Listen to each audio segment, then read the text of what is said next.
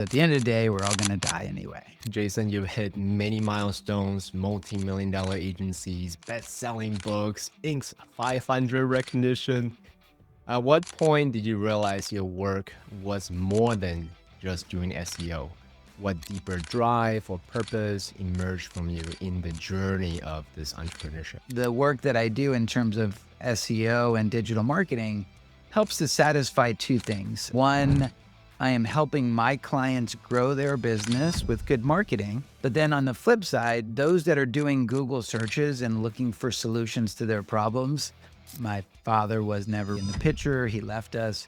We got evicted out of houses. We didn't have a car. We didn't have a lot of money. What does it take to turn a $390 mistake into a multi-million-dollar empire and still go to Costco on Sundays, cook dinner with your kids, and tuck them in with a nightly gratitude question? Today's guest, Jason Hennessy, reverse engineer Google long before most of us had an email address. He's built and sold agencies, landed on Inc.'s 500 list, written 2 bestseller books. But the reason why I asked him to be on Noble Warrior goes far beyond ranking and revenue. You'll hear how a kid raised by a 17-year-old single mom and nearly evicted more than twice learned how to treat every setback as a new raw fuel for growth. You'll learn Jason's simple hourly rate audit that catapulted his company from $5 million in revenue into $20 million while giving him more family time, not less.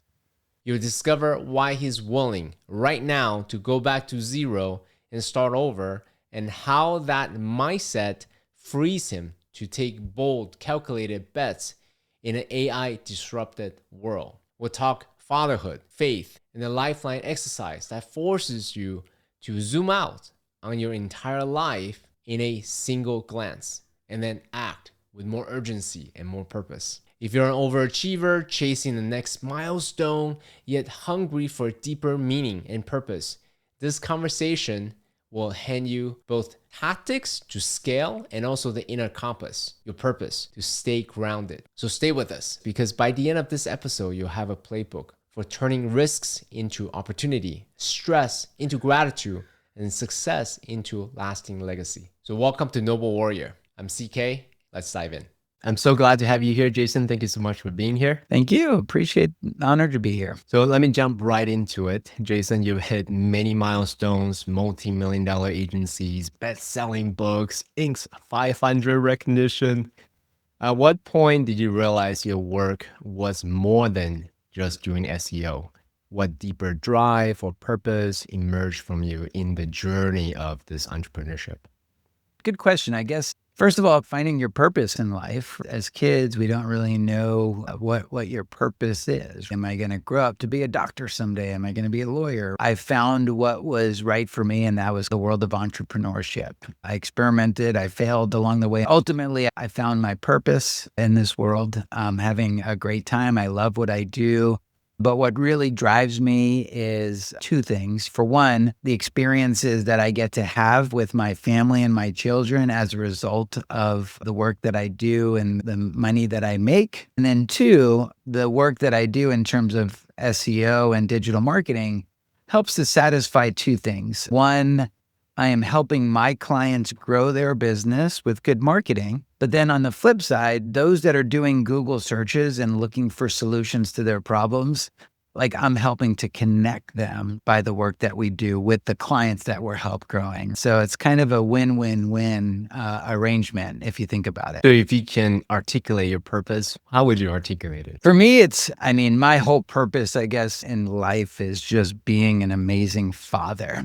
I think that's my purpose. And so all the lessons that I've learned, all the experiences that I've had help me to be a good father to my children and to provide experiences to them. I was with a gentleman by the name of Paul recently. He was the original founder of Kinko's, and then he later sold that to FedEx for $2.4 billion. I was in a YPO meeting with him earlier this week, and he said the definition of success in his mind is when your children become adults and they want to hang out with you as your parents. That really resonated with me.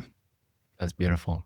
Mhm. One of the things you don't know about me is I'm part of a men's group. We have about 130 men. We meet once a month.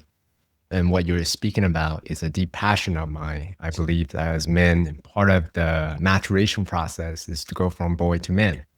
What does being a man really mean? Get married and with God's blessing, hopefully we'll have kids soon. But that's something that I'm really looking forward to actually raise a spiritual being in the human life. But at the same time, also allowing that being to be my teacher as well. So Mhm. I wonder if you have any reflection about, are you the teacher or are you the student? When a child is first born, you are certainly the student. You're calling friends and family about what do you do? The baby has a little temperature. Should we take him to the doctor? I mean, there's so many new experiences that you're experiencing where you're a student of life. You're a student of being a parent. But as the child starts to grow, then you are certainly a teacher too. You're teaching your children not always by what you say, but what you do and how you act. You're teaching your child how to be nice to people in the world. If you're just sitting there and you're just like, oh my God, this water is warm and like my food is cold and you're just a jerk, you're also teaching your children that it's okay and acceptable just to kind of be a jerk in public too. So, I mean, it can go really deep. I think the biggest thing for me though is you get to kind of like when you have children, you're almost like being born again, if you will, right? Because you're able to kind of re-experience life through somebody else's eyes, right? I remember very clearly the first time I went to Disneyland when I was like 11 or 12 years old. It was such a magical experience. When I take my daughter to Disneyland for the first time and seeing her eyes light up when Mickey Mouse comes and gives her a hug or something like that, you're getting to kind of experience that stuff again, which is really cool. One of the most exciting things that's happening in human history really is the rise of AI, LLMs and chatbots and different things. Essentially, the way I've articulated is this is liquid intelligence. So how can we as the human with the discernment, with the judgment, give it prompts and commands so that it will serve us in a way to augment what's essentially human. So I'm curious from your perspective, because your business is in the SEO business, and then it's actually being disrupted how people search for information.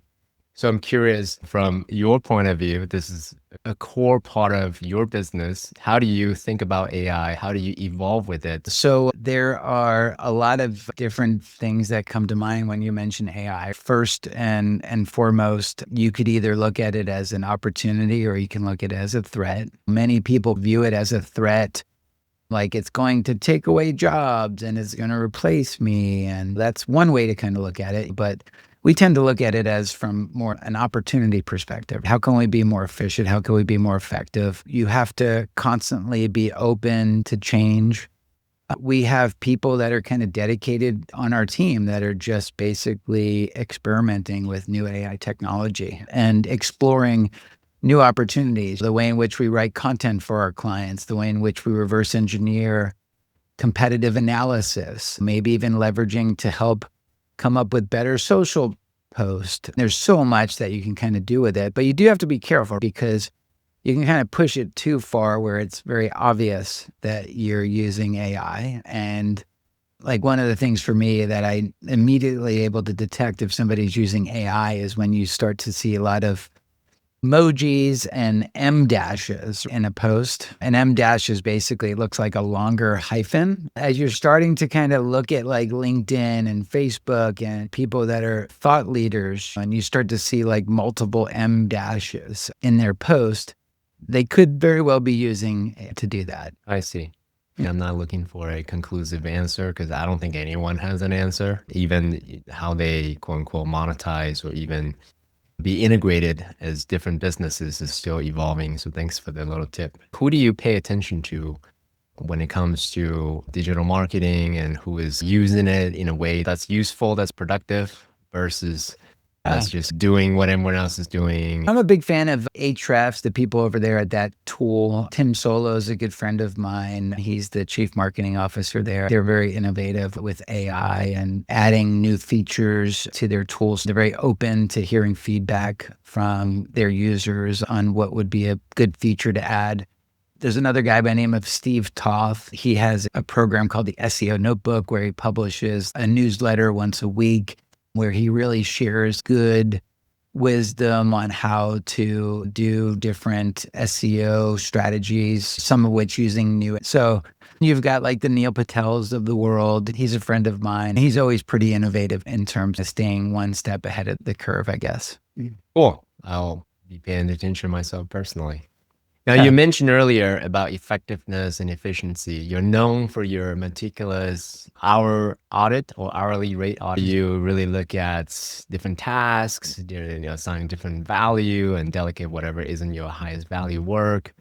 How do you essentially optimize your highest productivity revenue-wise before you get us into the tactical, strategic thing of auditing your hours? When my agency was about $5 million in revenue, I wanted to move for 10 million. I think the best way to go from 5 million to 10 million is to have somebody that has already done it come in and coach you. Learn from my mistakes so that you don't have to make those same mistakes. And so we hired a business coach. His name's Cameron Harold.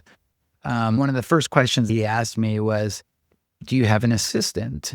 At the time, I did not have an assistant. And I told him, no, I do not have an assistant. And he said, well, then you are the assistant. Together, we came up with this technique of trying to diagnose where I was spending most of my time. And so what I did was created an exercise where for the next 2 to 3 weeks, I literally, everything that I did. If I woke up in the morning and I was on my email for 2 hours, I put check email. If I spent an hour doing payroll, right, I put do payroll. If I was on a sales call, took a sales call. And if I wrote a chapter of my book, I wrote a chapter of my book, right?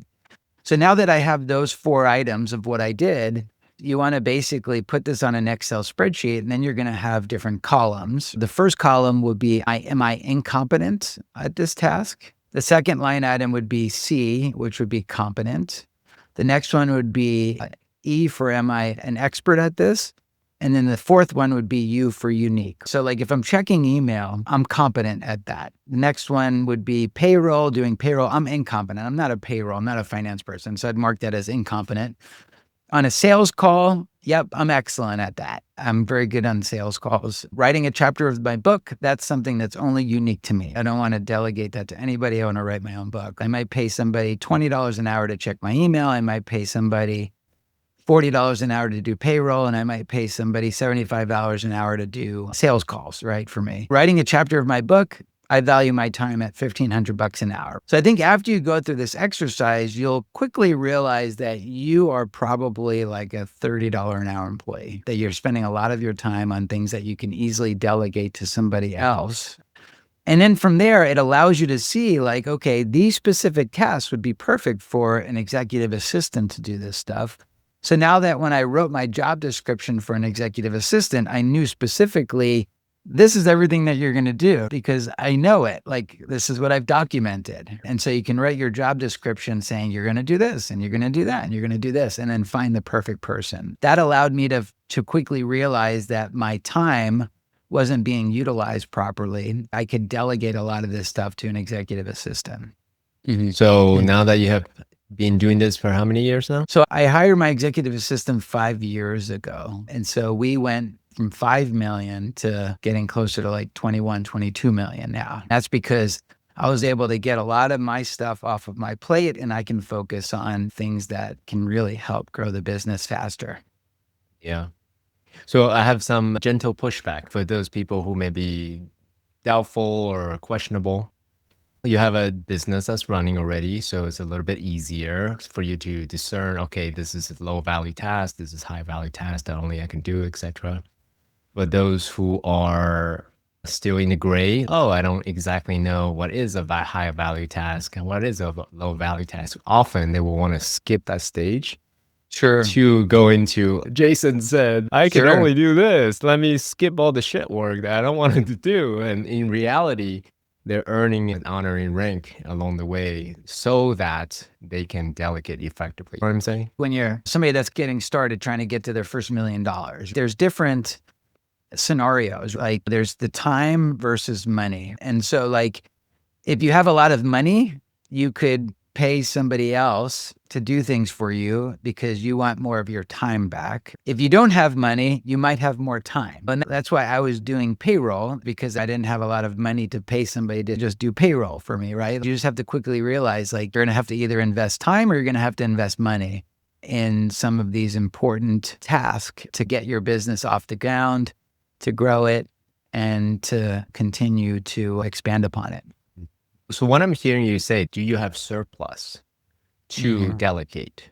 If That's you don't right. have surplus, if you're in the red, if you're still getting going, if you don't really know what's high value, what's low value, then guess what? You are the janitor, you're the assistant, you're the appointment setter, you're the salesperson, you're the product developer. I don't mean to put words in your mouth, but is that accurate? You are, right? You're kind of looking for surplus when that surplus might not exist right away. You kind of have to pay your dues. And sometimes the surplus comes in working 12 hours a day, 15 hours a day. You kind of have to make up for that. So sometimes you have to find the time to create the surplus. Often aspiring entrepreneurs want to be an entrepreneur because they see guys like you on the cover of the magazine or getting awards. And then I often tell them entrepreneurship, it's not for everyone. And it's a sure way to have a lot of stress, added burden that employees don't quite think about. It's a unique path. It's not for everyone. That's correct. Would you say now that you become a quote unquote seasoned entrepreneur, beyond winning awards and YPO and all these accolades, what would you say the path of entrepreneurship is? Is that for everyone? Or is it not for everyone? Is it the transformational path? Any comments you'd like to make? I think entrepreneurship is interesting. Is it nature? Is it nurture? It's one of those things that if you see that there is a problem in the world and you can kind of come up with a solution to the problem, that's part of being an entrepreneur, is you're able to see the world in which, oh, wow, would be a great idea, or it would be amazing if you can finish those statements. There have probably been so many business ideas that have been thought about, but have never been executed, just because a lot of people don't have the risk tolerance. Not too many people are just going to kind of give up their job of being a teacher or being a construction worker or what have you, right? The stuff that kind of feeds their family and job security. So many people probably thought of amazing business ideas, but never really implemented it. Do you see the world in which you can actually create better solutions for things? But B, are you also willing to take a risk or to work after hours or create a side hustle to kind of really pursue your dreams? And so it takes a unique individual that can kind of do both, come up with a solution to things and then be open to actually changing their life and maybe risking their security to pursue their dream. And then there's the whole other side of it, like, after you get started, then you realize just how hard it is. It's like, oh my God, I got this greatest thing in the world. I'm doing this. And then you realize, whoa, I have to hire people. I've got to like train people. Like, and there comes a point where it stops being fun, right? I think every entrepreneur comes to that realization that I'm not having fun anymore. And sometimes people give up just because it's not fun, but you have to keep pushing through if you're really passionate about it. It's not very easy to become an entrepreneur and actually be very successful at it. I take my hat off to everyone that has achieved success. You pointed something that's really beautiful. A lot of people have kids, but it is something that changes oneself. I don't have any kids yet, so this is more of a projection. It's the same for entrepreneurship. Really anything worth learning. So it's not just about the tasks to up-level the skills, but also the internal shifts of identity, of who we think we are, our habits, our disciplines, and so forth. So I'm curious, Jason, since you have alluded to that a little bit, in this journey from when you first, oh, great idea, let me go start something, to where you are today, what were some of the pivotal moments that you had some internal shifts? You know, higher level of ownership, higher level of discipline, higher level of skills or willingness to make sacrifices, etc. Were there any pivotal moments that you can share with us so that way people who are in those moments right now can get a little inspiration from you? Yeah, there's many. I think the early one that I can think of was I was In the United States Air Force, I decided to pursue a entrepreneurial venture that I loved, which was basically music. And so I created a DJ company where I'd go DJ weddings and parties on the weekends. So I'd do my 9 to 5 job in the Air Force Monday through Friday, but on Saturday night, I'd go DJ a wedding. I was living in Las Vegas at the time. I got a call from a rep that worked at the Yellow Pages. For those that don't know what that is, that was a phone book that would come out and get delivered to like every household, right? And that's basically what people used before Google. You'd go to the P section under plumber or a D for DJ, and then there would be advertisements in there. I remember meeting with this person. I was in a pizzeria and he was pitching me on the different advertisements.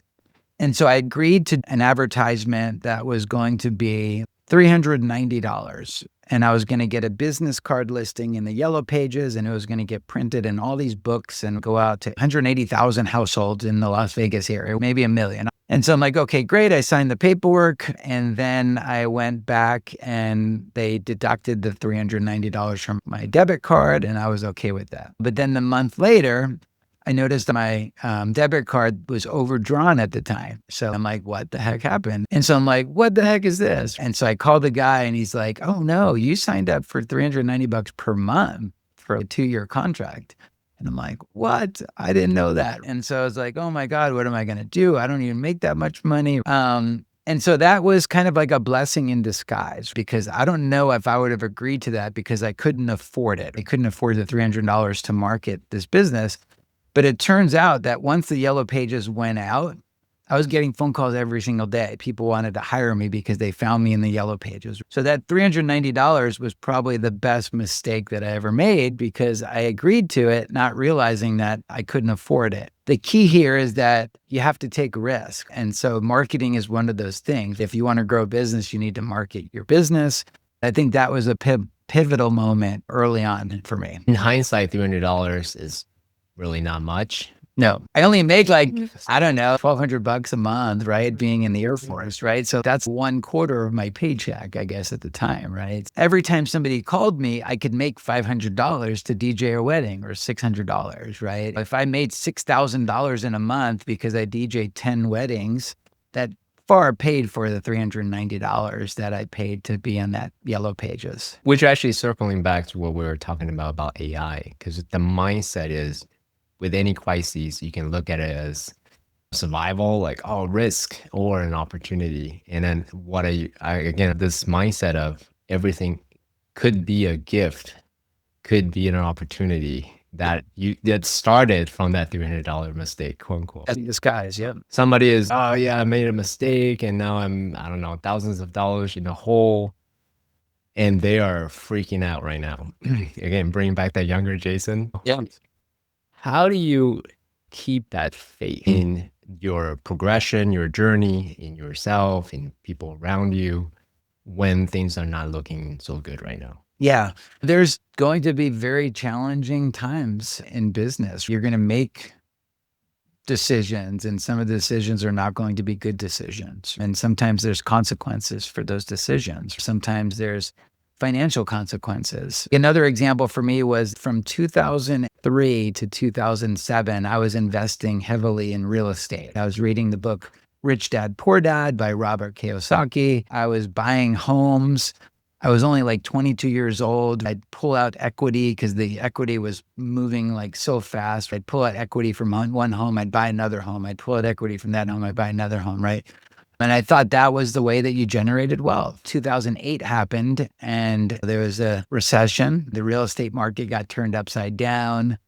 I had squatters that were living in my houses. I couldn't afford to pay the rent. Almost went bankrupt at the time. And I share this because while it was very painful to kind of live in that moment because of the consequences of all my actions, right? I had good intentions, but there was things that I couldn't foresee. I couldn't foresee the market crashing and everything else.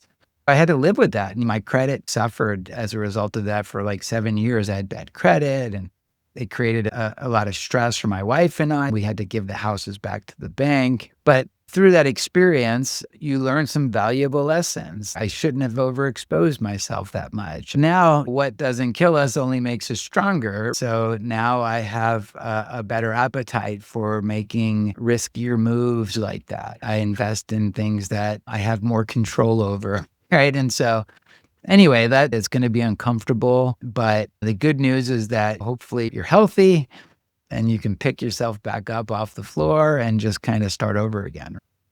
Were there things that you use, whether it's religious or spiritual practices, to help guide you so that you have a higher level of that macro view that, hey, everything's going to work out, it's okay, even though temporarily in the moment seems very stressful, very chaotic, very uncertain? I've got my own relationship with God, and so I would certainly lean on that as I needed. Teach me the lesson here. I would say that was certainly a part of this. But the other thing is I try to look at life as like, okay, what's the big lesson here? How do I avoid this in the future? And so I think that's where it takes a very different type of person. Instead of complaining and putting your tail between your legs and just kind of going off into a corner, it takes a powerful person to change the perspective and like, okay, what did I learn from this experience? And how do I make sure that I don't do this again? How do I teach my children not to make the same mistakes that I made? So that's where the power comes in from your experiences. I'm double clicking on all this because you had said in other podcasts that you were willing to go back to zero. You have faith that even if you go back to zero, you can build it back up. Yes. So there is a certain level of unfuckwitableness to it. And then it's very inspiring. So for those that want to cultivate that, I don't know if you can just learn it from the books or hear in podcasts, Jason's podcast, and say, oh yeah, I'm going to be unfuckwithable. Yes.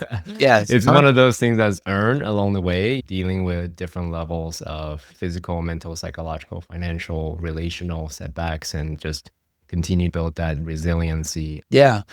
So I think most of my drive and ambition, a lot of people are molded from their childhood. My childhood, I'm a child of a 17-year-old girl. My father was never in the picture. He left us. We got evicted out of houses. We didn't have a car.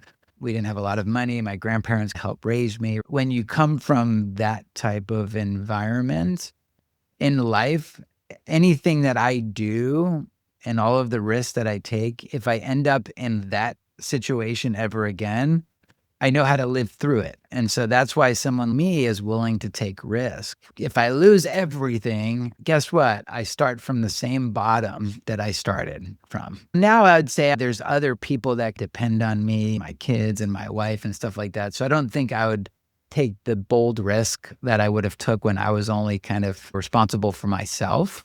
Yeah, I think that's where I get a lot of my drive, ambition, and hustle from. It's just, I look at it as like, it's a huge advantage for me versus that came from wealth and had people that drove them to their private schools every day, right? You know what I mean? Like, don't get me wrong, they could be just as successful as I am, right? But that's just the ammunition and the drive that I got is because I didn't have that. And I was very money motivated just because I never had money as a kid. I love that. Again, double clicking on looking at whatever cards you were dealt as a blessing, as a gift versus woe is me, look at me, single mother, and in a very disadvantaged of background, you actually choose to assign meaning that it was an advantage so that you are more driven, more ambitious, more disciplined, whatever it is. You're dropping gems here. I just want to make sure that people are hearing, not just like, oh yeah, Jason got it easy. And I'll take that one step further. So like my father was never really in my picture my whole life. He made bad decisions in life. He chose to kind of leave. And so my mom raised me, like I said, my grandparents raised me. Some people would have a lot of resentment. It's like, how could a father leave their child? How can you leave a 17-year-old girl on her own? You know, I'm actually very thankful that my father did that because it taught me all the things that I don't want to do to my children. There is another mind shift because now I choose to be an amazing father based on all the experiences that I did not have. I think my children benefit from the actions that my father took as a result of me being that proxy, I guess. Your kids are very lucky to have you as a father. That's beautiful. Appreciate that. Yeah. Well, for me, it's very easy to go down the path of blaming or being a victim. And it actually took me these type of coaching or personal development type courses for me to realize, oh, hey, you have agency, you have sovereignty. You can choose to frame your story, whatever that is, to empower you. So this was my journey personally. So I'm curious if you can double click on that perspective shift a bit. Were you always that way? Or was the evolution that you learn along the way?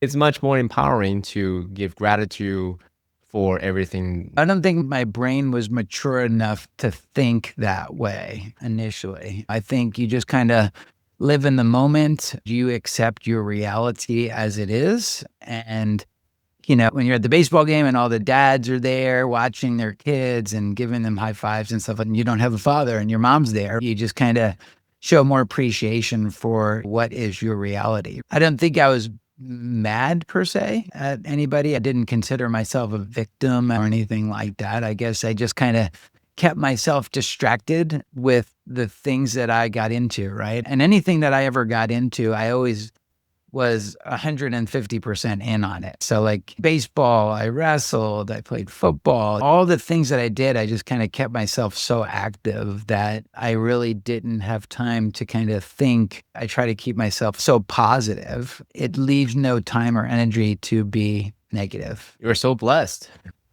Yeah, And you I had this guess so. mindset from a very young age. That's beautiful. It's just like the different mindset, I guess, right? Yeah. On that note of mindset, because you had mentioned about the 2008 recession and the various challenges running business and whatnot. Do you have any regular practices to help you regulate your negative thoughts, emotions, stress, anxiety? Because that's one of the common themes that I hear over and over again from entrepreneurs with a lot of responsibilities. People are depending on them. So it's really important for an entrepreneur to really have a practice to ground themselves. Yeah. Right. So do you have anything like that to ground yourself with all the different stresses that come your way? At the end of the day, we're all going to die anyway, right? So why stress over this stuff? Because at the end of the day, like even good people, like all of a sudden, like you're at a funeral and you're wondering like, what the heck? Like, how did this person, and they were just amazing. Right. And so at the end of the day, like a lot of the stresses don't really matter in the grand scheme of things. In terms of like just daily stuff, I think it really comes down to gratitude. You might have just lost a big client. You might have had to lay people off. You might be going backwards in business. Then there's also somebody that just realized that they have cancer. They would give away all their problems to be in your shoes of losing clients and stuff like that. Right. So it comes down to like perspective, and what's going wrong in your life right now might not be the worst. And so what am I grateful for? I try to wake up every morning and express my gratitude, not writing it out, but just kind of thinking like, wow, I get to sit at this desk. I slept in a warm bed last night. I just sent my daughter to school. I've got a lot to be grateful for. And I think that allows you to change your perspective a bit. I love that. And is that a practice that you as a family cultivate with your kids so that they are taking on dad's good habits of dealing with inevitable life stresses coming their way, even as young kids? Yeah, it's interesting that you asked me that, because every night when I go to bed and I tuck my daughter in at night, I say goodnight. I lay there with her for just a couple minutes and I ask her 3 questions, and she knows the questions that I'm going to ask. The first question is, what is a good deed that you did today? And she'll be like, oh, well, there was like some kids that were picking on another little kid. And I went over there and said, that's not nice, or something like that. The second thing that I'll ask her is, what was the worst thing that happened to you today? Like, what was something bad that happened to you today? And it'd be like, no, the book fell on my foot. Okay. And then the third question is like, what is something that you are grateful for as well? I think if you kind of instill that kind of stuff in your children at a young age, then they can grow up to kind of have that same perspective that you have. It's one of those things that's so important. Yeah. I came from an academic background, PhD. I went all the way to the quote unquote top. Honestly, all the things I learned in a formalized school institutions, I don't really use other than the problem solving, the day-to-day, how to be a decent human in this life. It's incredible for me how little I was taught in school. It's true, right? School is one of those things that really teaches you discipline. I think that's really what you get from school is it teaches you discipline. But other people get discipline in other ways. But yeah, that's just a more formalized way of learning discipline.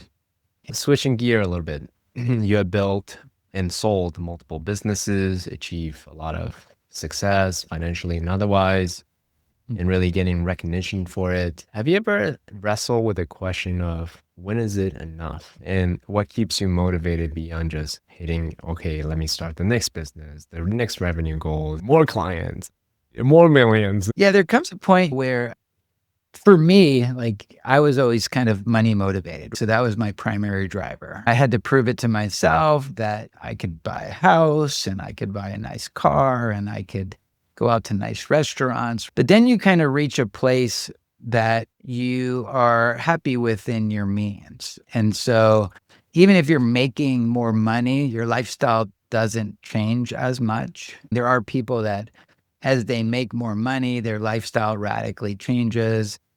And as Biggie liked to put it, more money, more problems. For me, that's not the case. I still live in the same house. I still drive the same cars, regardless of how many more zeros I add to the bank account. Every Sunday, I go to the farmer's market. I make my family dinner. That's kind of it. And then you kind of reach a place where, okay, great. I make pretty good money. Now it's a matter of how do I set my kids up for success? I'm going to send my kid to college. I'm going to help pay for that. I'm going to teach my daughter lessons. There's all these other things that give you more purpose than just financial means. As far as my brain goes, I don't see myself retiring anytime soon. There might be more problems in the world that I might have a solution to. I might start other businesses, but I don't necessarily think I'll be doing it more for financial success. It just becomes like a game. Business is a game to me. Like you, I can't really imagine myself just sitting on the beach or on the golf course or doing nothing. And just, wow, that's actually hell to me. It's like, Right. I have so much creativity. I want to learn. I want to just have these kind of meaningful discussions.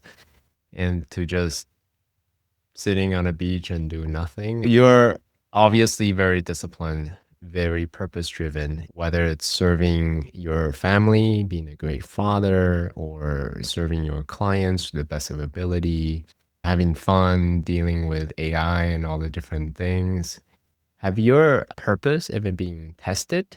Has your faith ever been like, oh, I don't know if I can believe in my path as an entrepreneur or whatever the case may be? Has there it ever been a point where this faith, this path is being tested? Yeah, it gets tested often. Have you ever done the Lifeline exercise? I just did it recently with my YPO forum.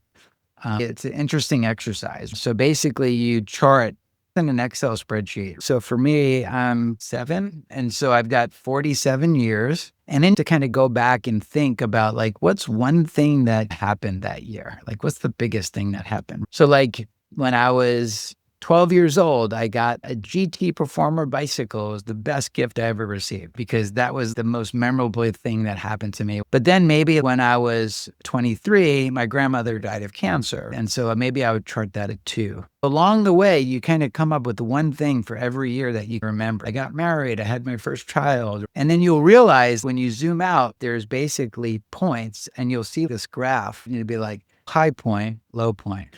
And it's because you will see that there is a lot of times where you're super high and like you feel you're on top of the world. But then there's moments where you're just rejected and you're just wondering like, why is life doing this to me? Like, I don't have any answers here. Do you question your faith? But for me, I don't think I ever, in the grand scheme of things, my life has been okay. I don't think there's been anything so bad. You see stuff on the news all the time that you're just, how could anyone ever continue their life? Like families being murdered, like children, people dying in car accidents. Fortunately for me, I've never had to deal with anything so extreme where it really questioned my faith. And so I guess that's one of the things that I'm grateful for. I really appreciate your even keel, memento mori, very stoic type of philosophy. Have you ever thought about you as a Stoic? Not really. I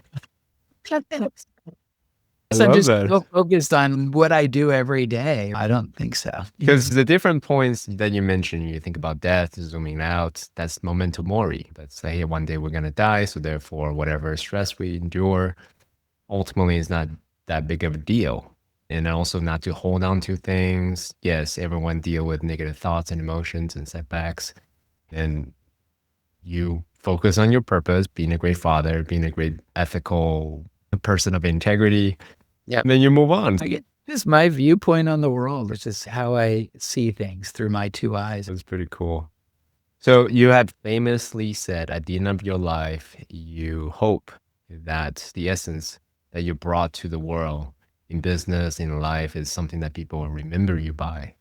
How did you come to that conclusion? Two things that come to mind. One is at the end of this journey, when I pass away, I hope that at the pearly gates, I get to shake the hand of the person that I was destined to becoming. If I could just be 30% as what I was destined to become, I truly feel that way. Like you're going to shake the hand of the person that you were destined to become. It's like, oh shit, I knew I should have took that risk. So that's one thing, is like just strive for achievement in personal life and business life and everything. Second piece of that too, I had this, in fact, I'm probably going to write a book at some point, and the book is going to be called Glimpse. And so this book comes as a result of me at my grandfather's funeral. And I'm sitting there and I'm just kind of like in the back of the room. And whenever you're at a funeral, there's like different memories when grandpa was younger and when he was in the army. And then people get up there and they tell stories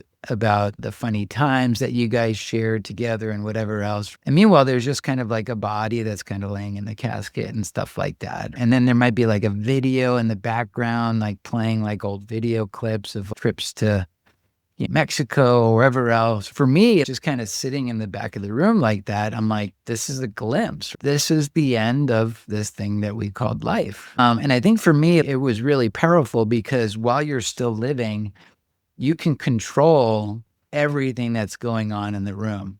Right now, I can control all the stories that I'm going to make with people, all the photos that I'm going to take with people, all the videos that are going to kind of be playing. I'm in full control of that now. And I think if people see it from that perspective, they might start to live their life a little differently. So anyway, that's going to be probably a book that I'll write at some point called Glimpse. I love that. So why did you join YPO, by the way? I'm curious because YPO, I have a few friends who are in it and they love it. These are entrepreneurs, these are their peers. And then there is also a personal development aspect of it as well, a la the exercise you mentioned, Lifeline as an example. So I'm curious why having that peer group around you. So it didn't start out with YPO. I think it started out with, I was in Vistage for about 10 years. Vistage is very similar to YPO. In order to qualify for Vistage, you have to do like 1 million. You get to meet once a month with peers. It's almost like having a board of advisors. Once a month, you show up, you go around, you tell everybody your updates.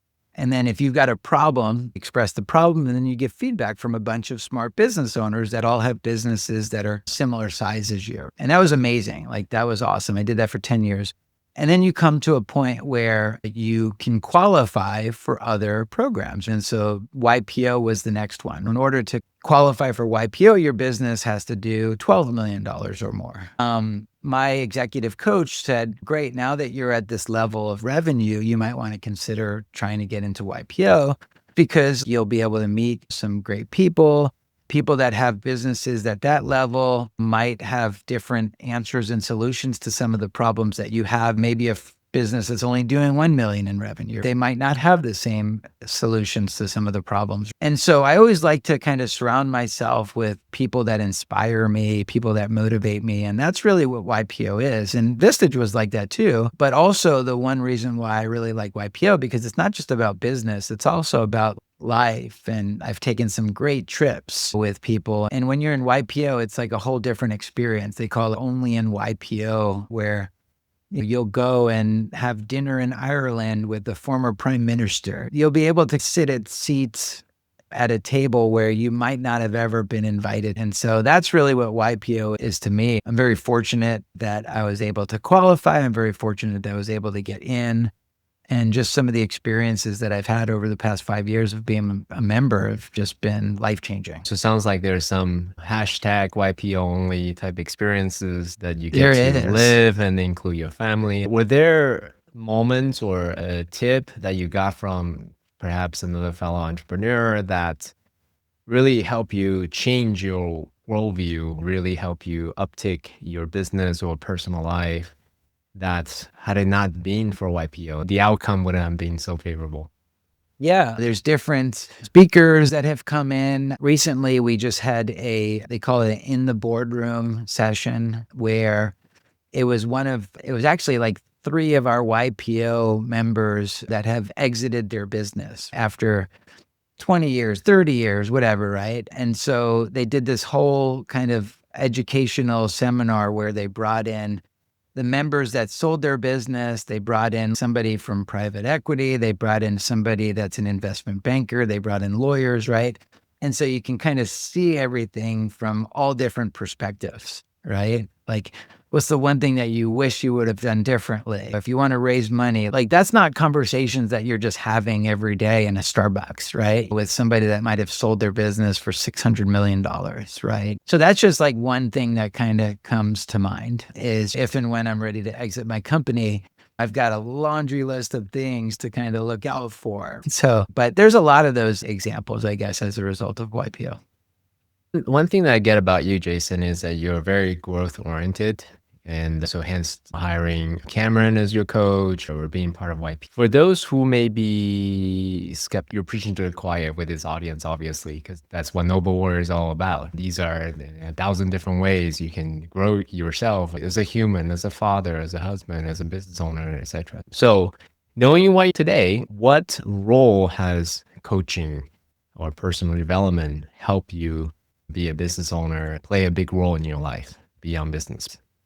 Yeah, so I think first of all, I wish I would have gotten a coach a lot sooner. It might not have been Cameron Harold, who is not the cheapest coach, but there's probably people that could have kind of helped me go from like 0 to 1 million faster. I think the biggest thing is because the coaches are not only kind of telling you what to do, they're also telling you what not to do. And I think there's a lot more value on what not to do. I might have not made a lot of the mistakes that I made along my journey to success a lot faster. But I think the biggest thing is when you're an entrepreneur, like there's nobody really holding you accountable.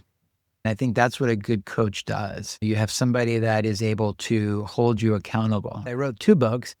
But I don't think if I would have had a coach that was holding me accountable, because I've always said, I want to write a book. But that was like 18 months to kind of write that book. It's not as easy as people think. Somebody that told me that I should write a book, somebody that introduced me to a publisher that could help me write the book, and that basically held me accountable to actually getting it done. So accountability is a big part of that. I had a conversation with an entrepreneur recently about coachability.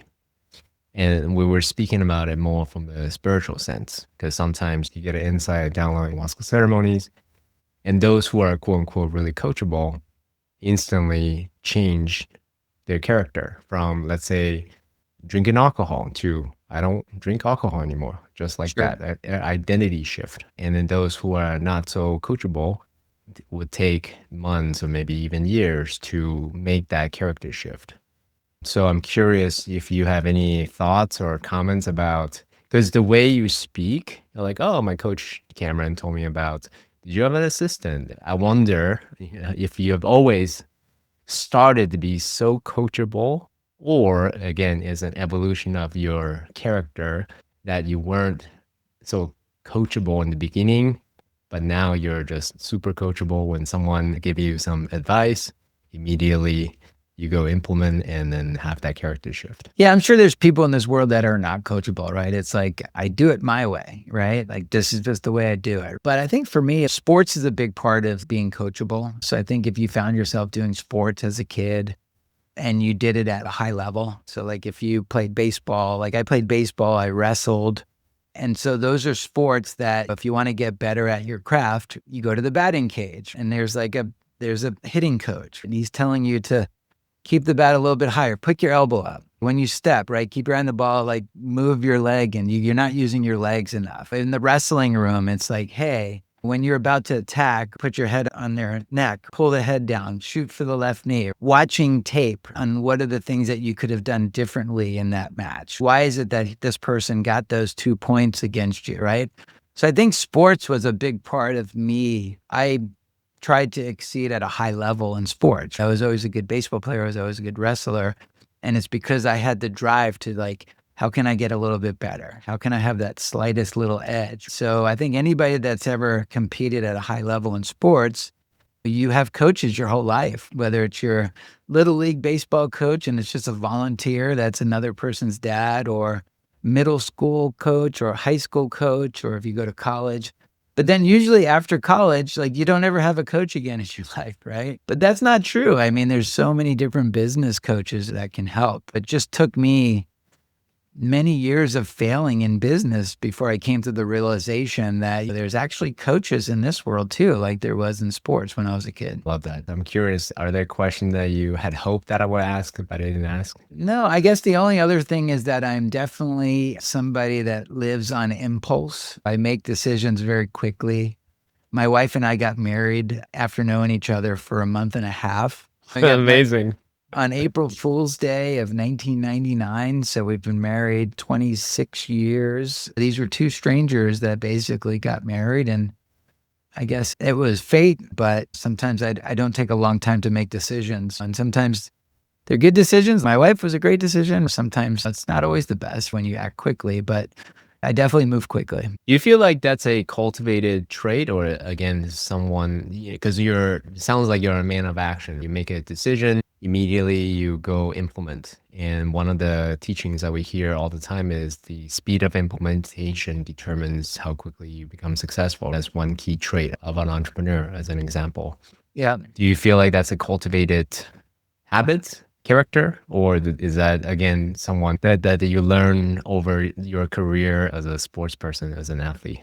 Yeah, I think that really comes down to like if you ever take those personality tests and stuff like that, like I think one of them is like your Colby, right? Are you like a 10 high start versus like a 2?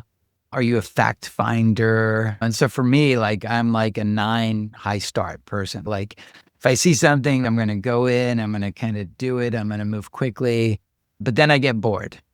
And so that's where you got to make sure that you surround yourself with people that make up for where you score low. So you need, in my case, I need a good COO to kind of pick up and to do more of the fact finding, to talk me out of things. I think all entrepreneurs need somebody in their life that's a no person, where you come up with the greatest idea in the world. And normally you would kind of just go all in on it. But then you have somebody that's in your corner. That's a great idea, but just not right now, right? Let's stay focused. There's so many entrepreneurs that start a business and get it going and then get bored of it and start another business and get that going and get bored of that. Next, you got 5 businesses that are all doing okay. Whereas if you put all your time and attention on one business, maybe that one business would be so far and superior than the 5 businesses and where you're at. So I think just kind of know your strengths. Like I think that test is called the Colby test. I think take the test. It'll basically show you what your personality is.